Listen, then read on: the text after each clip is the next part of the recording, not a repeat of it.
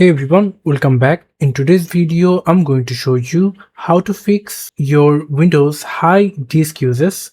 It's a very simple, you can fix it. You just have to click on your task manager in your right mouse button, then simply open your task manager.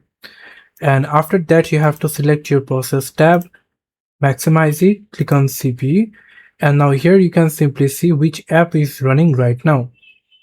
If you're not using any app right now, like you're not using Windows Explorer right now, just select it, click on the right mouse button and restart it. Or maybe you can simply click on it, click on the right mouse button and simply click on end task. Okay, just like I'm going to select this translucent TV, just click on the right mouse button and end the task. Okay, select those apps that you are not currently using, just simply click on the right mouse button and end them. Okay, now you can also do another step. Just simply press in your keyboard Windows plus R, and into the run program you can simply type services.msc and then click enter. It will going to open your services, and here you have to first search for sysmain. Just simply select any of it, type S, and now search for sysmain.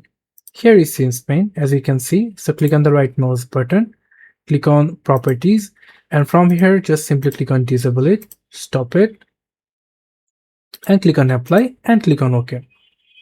That's it. Now you can also look for Windows search. You can simply type W and type Windows search. Here is Windows search. Click on the right mouse button, click on stop it, click on the right mouse button, properties, just disabled, apply and OK. Just simply do that. It will going to fix your high disk uses problem in your Windows. Thank you so much for watching. I hope to see you for another videos. Till then, goodbye.